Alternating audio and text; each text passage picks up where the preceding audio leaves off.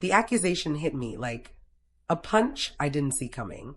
I was standing in the kitchen, washing dishes after a normal Sunday dinner, when my sister Victoria called. Her voice was sharp, cutting through the phone like a blade. "Everyone knows what you did, Nicole. Don't bother lying." I froze, my hands still in the soapy water. What had I done? My mind raced through the past few weeks. Victoria was getting married in 3 months. I had been helping her plan everything. I had even given her money to help with the deposit for the venue when she was short. But that wasn't stealing. I had offered it freely. "What are you talking about?" I asked, trying to keep my voice steady. "The wedding fund money. The $5,000 I saved is gone, and Mom says you're the only one who knew about it." Victoria's words tumbled out fast and angry. I opened my mouth to respond, but she had already hung up. I stood there, phone in hand, completely confused. I hadn't taken any money from Victoria. I would never do that. But something cold was already settling in my chest. This accusation was serious. This was going to be a problem. By the next morning, the silence I kept seemed to scream guilt from every corner. I decided not to fight back. Not yet. I didn't know all the facts, and rushing to defend myself would only make me sound desperate. But my silence was being read as confession. Mom called me crying. Dad wouldn't answer my texts. Victoria had told them I refused to admit what I'd done, which meant I was definitely guilty in their minds. The family group chat exploded that evening. Messages came in fast. "How could you do this to your sister? Victoria trusted you. We raised you better than this." I watched the words pile up on my screen, each one a small wound. I didn't respond. I couldn't defend myself without knowing exactly what had happened to that money. Part of me hoped that if I stayed quiet, the truth would come out on its own. But that was naive. In a family, silence doesn't mean innocence. It means you have something to hide. By Wednesday, the accusation had spread beyond just our family. Victoria had posted something vague on social media. Nothing that said my name, but everyone knew who she meant. Some people show their true colors when money is involved. Her friends commented with support.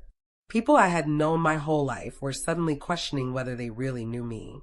I ran into Mrs. Patterson at the grocery store, and she looked at me with such disappointment that I had to turn away. The pressure was building. Victoria demanded that I pay her back immediately, or she would tell more people. She wanted the money by Friday. I had the money in my savings account. I could have paid her right then to make it stop. But something inside me refused. If I paid, it would look like an admission. It would be the final proof that everyone was waiting for. So instead, I told Victoria I needed time to figure out what had happened. That made everything worse. Now I looked guilty, stubborn, and cruel all at once. I needed to understand how this had started. I sat down and forced myself to remember. 6 months ago, Victoria had come to me stressed about her wedding deposits. Venues required money up front, and she didn't have enough saved yet. I had offered to help. I didn't have to, but I did. I gave her $5,000 as a gift. She was so grateful. She hugged me and said I was the best sister in the world. I had the bank transfer in my records. I had been careful about that, making sure everything was documented. That kindness, that help, had given me access to her financial information. I knew her bank details. I had helped her set up the account where she was saving for the wedding. Now I realized something dark. By helping her, I had made it possible for someone to hurt her. If I had refused to help, if I had kept my distance, this accusation would never have happened. But of course, I couldn't have predicted this. No one expects their own sister to turn kindness into a weapon. I felt my jaw clench as I thought about what Victoria had really done here. She had taken my good heart and twisted it into evidence against me. Over the years, I had noticed patterns. Victoria often pushed boundaries. She borrowed money and was slow to repay it.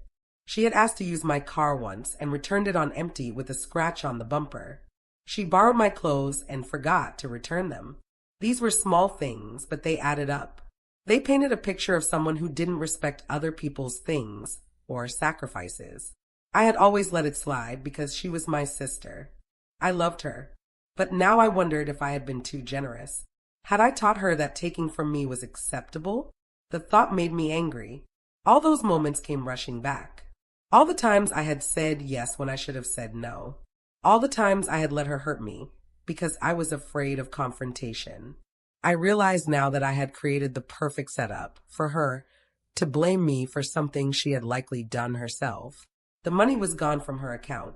I needed to find out how it had disappeared. The answer had to be in the details. Victoria was acting differently now.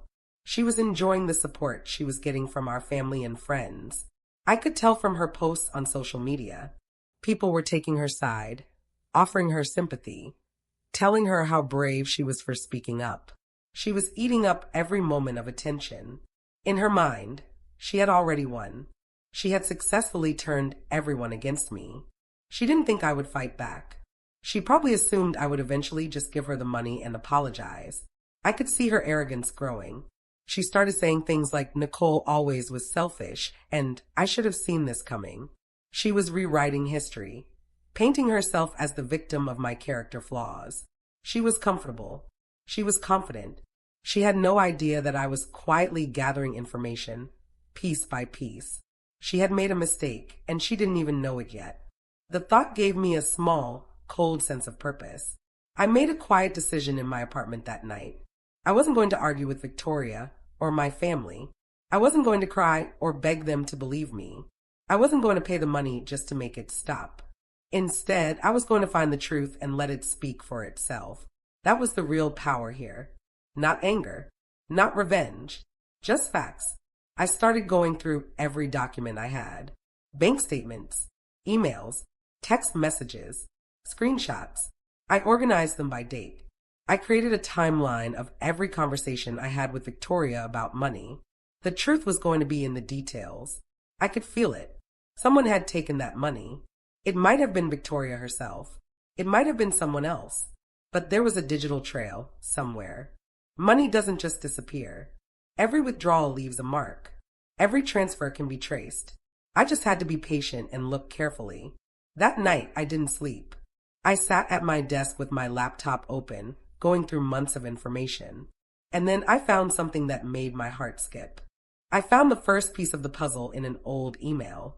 Victoria had asked me to help her set up a savings account at the bank where I worked at the time.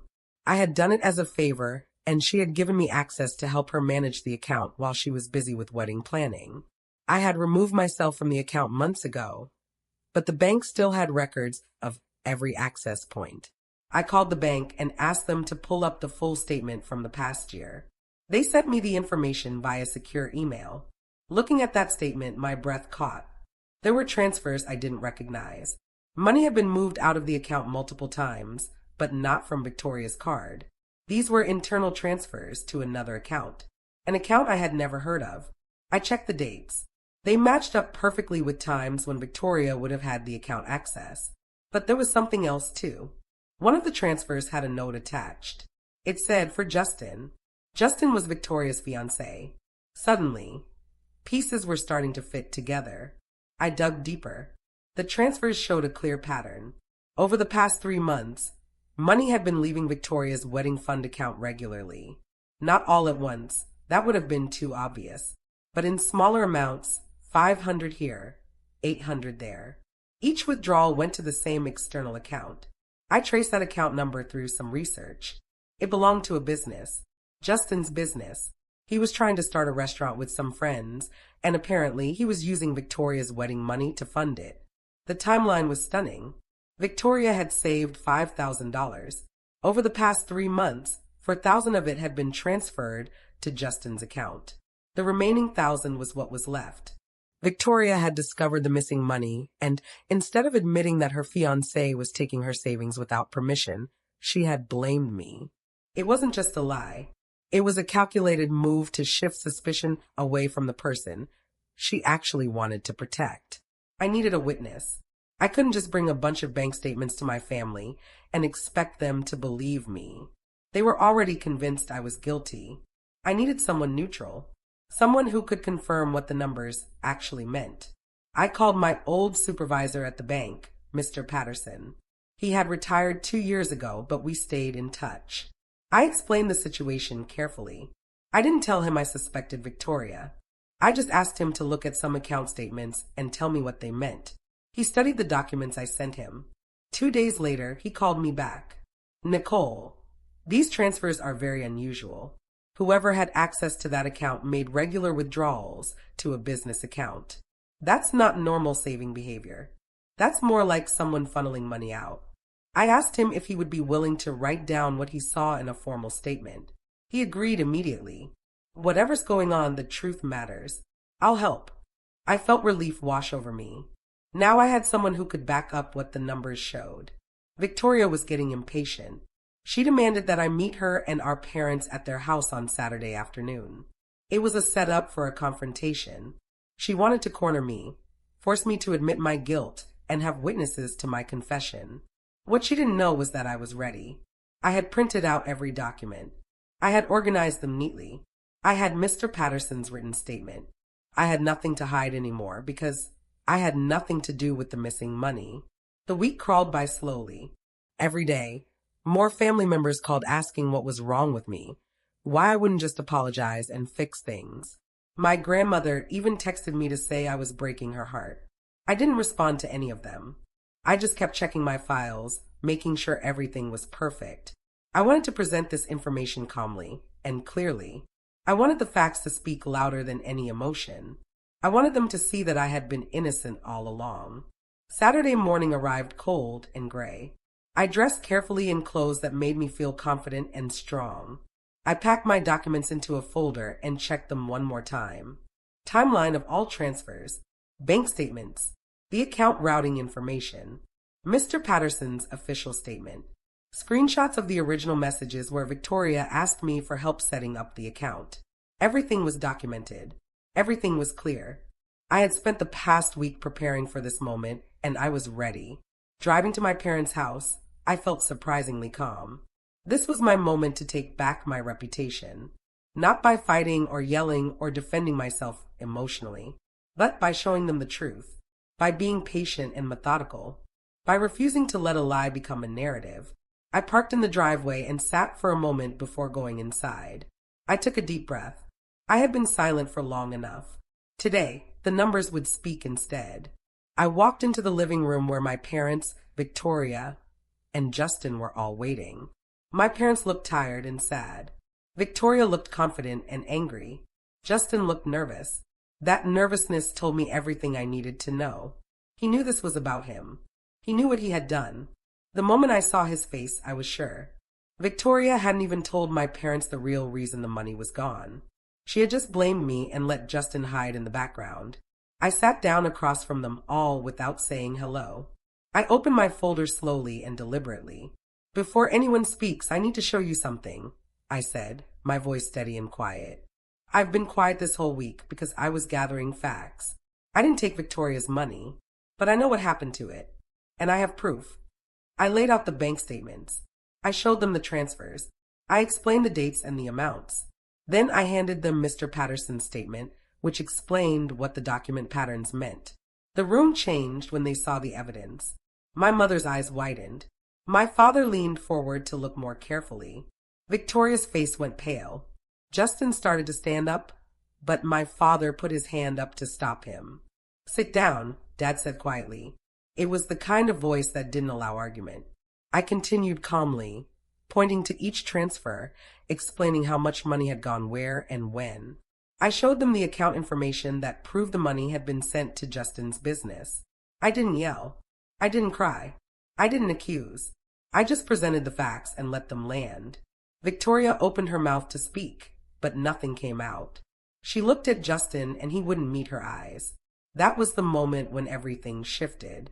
That was the moment when they all understood. Victoria hadn't been the victim protecting her fiancé. She had been the liar protecting the person who was stealing from her. And she had tried to destroy me to cover it up. My mother started crying, but not because she was sad.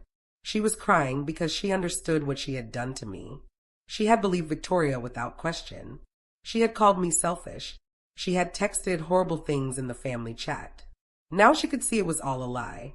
"Nicole, I'm so sorry," she whispered. My father looked at Justin with complete disappointment. "Is this true? Did you take this money without permission?" Justin's face crumpled. He tried to make excuses, talking about the restaurant and needing startup capital and planning to pay it back. But the lies were hollow now. Victoria still wasn't speaking. She was staring at the documents like they might change if she looked hard enough. I realized that part of her probably didn't even see what she had done as wrong. In her mind, she had borrowed from her own account to help her fiancé. That wasn't stealing. But then when the money was discovered missing, instead of admitting it, she had blamed me. Instead of telling the truth, she had lied to protect someone who didn't deserve protection. Instead of facing her mistake, she had destroyed her sister's reputation. I have more, I said, and I could hear how calm my voice sounded. It was like I was watching myself from far away. I pulled out the old text messages where Victoria had asked me to set up her account. I showed them the email where she thanked me for my help. I showed them the transfer record that proved I had removed myself from the account in March, months before the money started disappearing. I presented the timeline of when each transfer happened, every single one while Justin had access and Victoria was claiming not to know. Each piece of evidence felt like a nail in the coffin of Victoria's lie. But I wasn't doing this to be cruel. I was doing this because the truth matters, because families can't survive on lies, because my reputation, my character, and my integrity were worth fighting for, and because Victoria needed to understand the weight of what she had done. This wasn't just about money anymore. This was about trust. This was about whether we could ever believe each other again. Mr. Patterson's statement was the final piece. Based on my professional experience with banking operations, these transfers show a clear pattern of someone with account access removing funds over an extended period. The amounts and timing suggest deliberate decisions rather than accidental movements. The destination account being a business owned by a family member of the account holder indicates possible financial support rather than fraud, but the lack of disclosed transfers suggests intentional concealment. When my father read those words, he closed his eyes. My mother put her face in her hands. Victoria looked like she was going to be sick. Justin finally spoke, his voice small and broken. I'm sorry. I should have asked. I should have been honest about how much I needed. I didn't want to look like I was failing. My father looked at him like he was looking at a stranger. You didn't just take money. You let my daughter blame her sister. You let this family turn against Nicole. That's not a mistake. That's a choice. The room felt like it was tilting. The power had completely shifted. Everyone who had been so confident in Victoria's guilt was now facing the reality of her lie. Everyone who had judged me without asking questions was now confronted with their own failure. I wasn't angry anymore. I was just tired. I had been right all along. The bank statement had exposed everything. My parents kept apologizing. They said they should have asked me more questions. They said they should have known me better. They said they should never have believed Victoria's word against mine without hearing my side. But apologies couldn't undo the past week. Apologies couldn't erase all those hurtful messages in the family chat. Apologies couldn't fix the damage that had been done to my reputation in the community. I listened to them, but I didn't say much. I was too busy processing what had happened. Then Victoria finally spoke. I was scared, she said quietly. Justin said the restaurant was his dream, and I didn't want him to think I wasn't supporting him. When I realized how much money he had taken, I panicked. I couldn't tell Mom and Dad. I couldn't tell Justin to stop and risk losing him. And then you came to mind. You were always so careful with money. You were always helping people. So I thought I could convince everyone it was you, and it would be easier than admitting the truth. Her words hung in the air. She had deliberately destroyed my reputation to avoid dealing with her own problems. She had lied to protect her fiancé. She had let our entire family hate me. And worst of all, she hadn't seemed to care about the damage she was causing as long as she didn't have to face her own mistakes. I looked at my sister, and for the first time in a week, I felt something besides fear or anger. I felt sad. Sad for her. Sad for what this said about her character. Justin tried to explain, but his explanations only made things worse. He said he thought Victoria knew. He said he thought she had approved it. He said he had always planned to repay it. But the numbers told a different story.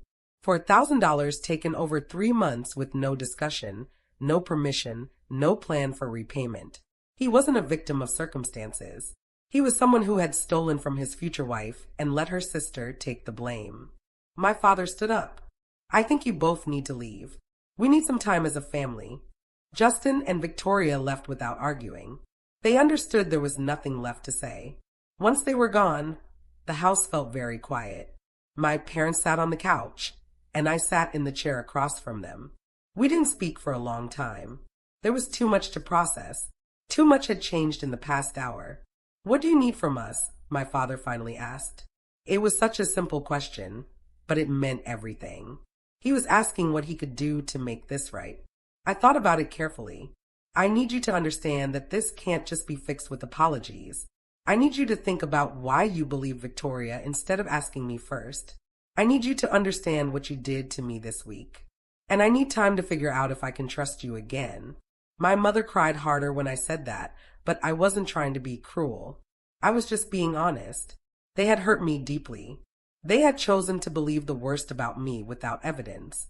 They had let their daughter's accusation become the truth without questioning it. And they needed to understand that rebuilding trust wasn't going to happen quickly or easily. The days after were strange and quiet. Victoria called multiple times trying to apologize. I didn't answer. Justin sent a long message explaining his side of the story. I deleted it without reading it all the way through. My extended family was slowly learning what had actually happened, and I watched their opinions shift like wind changing direction. Some people felt guilty for having believed Victoria. Others felt angry at being deceived. Some just wanted to pretend the whole thing had never happened. I, on the other hand, couldn't pretend. I had been publicly humiliated by my sister. My reputation in our community had been questioned and damaged. My parents had failed to defend me. I needed time to process that. I needed time to figure out if I could rebuild these relationships or if they were too damaged to fix. A month passed, then 2 months. Slowly, I began to find peace with what had happened. Not because everything was fixed, it wasn't, but because I had stood up for the truth and the truth had won. I had refused to be destroyed by a lie. I had gathered evidence patiently and presented it calmly. And I had shown my family and my community who I really was. Someone who could not be shaken by false accusations, someone who could face darkness with steady purpose. My parents apologized again, in a deeper way this time. They acknowledged their mistakes and said they wanted to rebuild the trust one had in them. It wasn't quick and it wasn't simple, but I decided to try. I set boundaries, though. I was going to be closer to them, but not in the same way. They would have to earn back my trust. Victoria had to return the money to her account once Justin admitted the truth. Justin got a formal reprimand from his business partners when they found out he had used stolen money for the business. The restaurant failed anyway because his ambition was bigger than his ability. Victoria and Justin broke up 3 months later. I found out through social media. I felt no satisfaction in that. I just felt sad that people make choices that destroy their own lives and the lives of others. As for me, I moved forward. I got a promotion at my new job. I started spending more time with friends who had stood by me without question. I built a life where people respected my honesty and integrity. I became someone I was proud of. And every time I thought about what had happened, I remembered that the truth has power. Truth doesn't need to be loud or angry. Truth just needs to be clear. 1 year later, I sat in a new apartment that I had worked hard to pay for on my own. I didn't think about Victoria much anymore. I didn't think about Justin at all. But I thought about that moment in my parents' living room when I laid out the documents and watched understanding dawn on everyone's faces. I had been accused. I had been doubted. I had been hurt. But I had refused to break. I had stayed quiet not because I was weak, but because I was strong enough to let the truth do the work. Sometimes the best power isn't taking revenge or getting even. Sometimes the best power is standing still, gathering the truth, and then simply presenting it. People will believe what they want to believe until they can't anymore. Until the evidence is too clear. Until the facts speak louder than any emotion. That's when real change happens. That's when real justice occurs. And that's when you walk away not broken, but free.